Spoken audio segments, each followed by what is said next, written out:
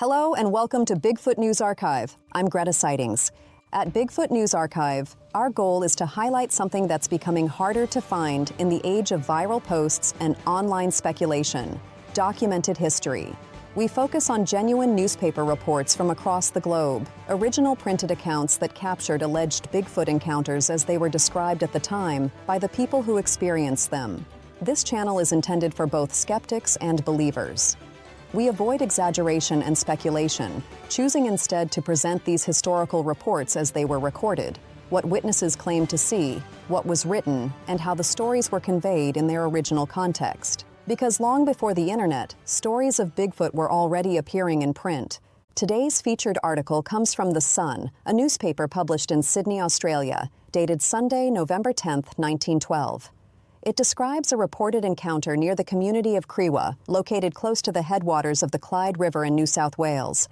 The headline reads, "Bombala Superman. Is there a tribe? Supposed Australian gorillas." An eyewitness's story. Mr. Charles Harper, licensed surveyor, Leichhardt, tells a remarkable story, vouching for the existence of a hairy tribe of great anthropoids in the mountains to the south. The article begins, "For many years past, vague and mysterious rumors have been current of an Australian gorilla, or Hairyman, or some such animals, seen on and in the wild uninhabited mountains and gorges forming the Currickbilly Range, which runs parallel to the south coast range of this state, from the head of the Clyde River to North Gippsland. Recently, he has again been seen by several people at Crewa, a small station holding near Bombala, on top of the tableland of Monaro. The local stock inspector of Bombala, whose statement I think should be relied upon, saw this animal and chased it some distance, but failed to head it owing to the nervous dread of his horse. He, however, took a plaster cast of the track or spoor left by this unknown animal and submitted for identification to a well-known and eminent Sydney University scientist, who unhesitatingly pronounced it a fake, not insinuating that the stock inspector faked it, but that the animal did. In the case, maybe some lunatic was playing off a practical joke, as it is said this very rare animal never leaves the dense and rugged jungles, and around Crewa the country is comparatively level and fairly open forest country. Along the Currickbilly Range of mountains, from the head of the Clyde River extending southerly to the Victorian border, the eastern slope consists of excessively broken, lateral ridges, deep gorges, and dense jungles, extremely difficult of access for man or beast. Therefore, its primeval solitudes is very rarely disturbed.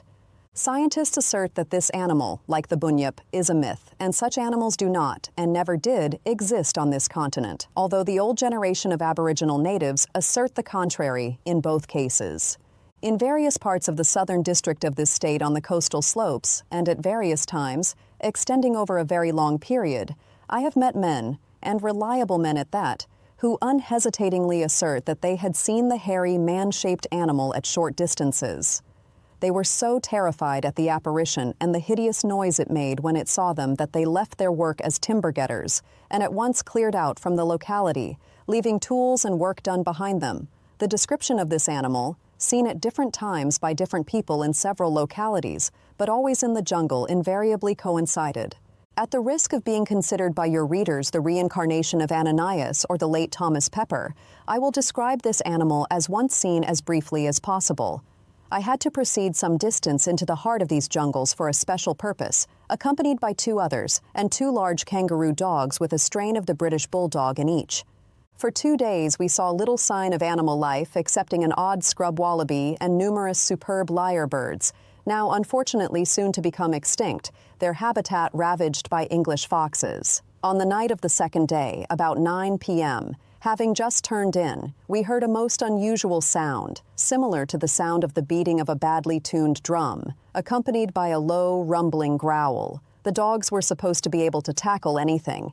They could hold and throw a wild bull with ease, but in this case they seemed utterly demoralized. They would not bark, but whined, and made to come into the tents. The horrible sounds gradually drew nearer, and our thoughts flew to escape tigers and hyenas, and we began to think our cake was dough. We had no firearms, only a scrub hook and an axe. Although there was a small moon, the night was very dark, intensified by an overhanging fog. After much coaxing, I induced one of my companions, who had a large bundle of leaves and dry kindling in his hut, to gather them up and place them on the smoldering campfire. After some minutes, they flickered up into a big blaze, illuminating the scrub around us for some distance, when a most blood-curdling sight met our gaze. A huge man-like animal stood erect, not 20 yards from the fire, growling, grimacing, and thumping his breast with his huge hand-like paws. I looked round and saw one of my companions had fainted. He remained unconscious for some hours. The creature stood in one position for some time, sufficiently long to enable me to photograph him on my brain. I should say its height when standing erect would be 5 feet 8 inches to 5 feet 10 inches. Its body, legs, and arms were covered with long brownish-red hair, which shook with every quivering movement of its body. The hair on its shoulders and back parts appeared in the subdued light of the fire to be jet black and long, but what struck me as most extraordinary was the apparently human shape, but still so very different. I will commence its detailed description with the feet, which only occasionally could I get a glimpse of. I saw that the metatarsal bones were very shorty, much shorter than in the genus Homo, but the phalanges were extremely long, indicating great grasping power in the feet. The fibulu bone of the leg was much shorter than in man. The femur bone of the thigh was very long, out of all proportion to the rest of the leg. The body frame was enormous, indicating immense strength and power of endurance. The arms and forepaws were extremely long and large and very muscular, being covered with shorter hair. The head and face were very small, but very human. The eyes were large, dark and piercing, deeply set. A most horrible mouth was ornamented with 2 large and long canine teeth. When the jaws were closed, they protruded over the lower lip. The stomach seemed like a sack hanging halfway down the thighs, whether natural or a prolapse, I could not tell. All this observation only occupied a few minutes while the creature stood erect, as if the firelight had paralyzed him. After a few more growls and thumping his breast, he made off, the first few yards erect, then at a faster gait on all fours through the low scrub. Nothing would induce my companions to continue the trip, at which I was rather pleased than otherwise, and returned as quickly as possible out of reach of Australian gorillas, rare as they are. This is a compelling account involving multiple witnesses. The reporter's wit is evident in the remark that the Bombala stock inspector did not fake the cast. The animal did, which adds a moment of humor to an otherwise serious report. I'd like to point out that an Australian livestock inspector is a government role.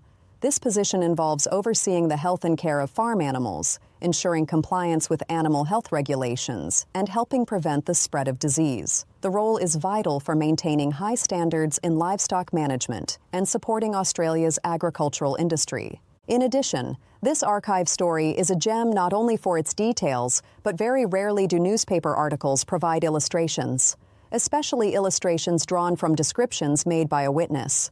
Here are 5 key points I would like to touch on. Number 1, anatomy incompatible with human skeletal structure. The observer gives a remarkably specific anatomical description: disproportionately long femur, shortened fibula, extremely short metatarsals, and unusually long toe phalanges adapted for grasping. This combination does not match known human variation and suggests a non-human locomotion pattern, especially when combined with quadrupedal movement. Number 2, feet adapted for grasping rather than walking. The long phalanges and short metatarsals indicate feet designed to grip, not support upright bipedal walking like a human. This is reinforced by the creature moving on all fours when fleeing, something no normal human anatomy supports efficiently. Number 3, body hair coverage and coloration. The creature's body was entirely covered in long hair, brownish-red with black on the shoulders and back. The coverage, length, and pattern are described as natural and uniform, not resembling clothing, skins, or disguise. Number 4, behavioral responses were animalistic, not human. The creature growled, beat its chest, grimaced, and made low rumbling sounds. It neither spoke nor used tools, nor showed any sign of human awareness or intent. Its reaction to firelight was described as paralysis, rather than recognition or fear in a human sense. Number 5, dentition and facial features inconsistent with humans. The presence of long, protruding canine teeth extending over the lower lip is explicitly noted. Human dentition does not include such prominent canines, especially in combination with a small head and otherwise ape-like physical traits. If you enjoyed this video, please select the subscribe button and don't forget to like this video so it will be shared with others. Please visit our website, www.bigfootnewsarchive.org, to view and download this newspaper article. We appreciate feedback and your thoughts. Please feel free to comment on this story and any suggestions for future episodes. For Bigfoot News Archive, I'm Greta Sightings, bringing you the reports and letting history speak for itself.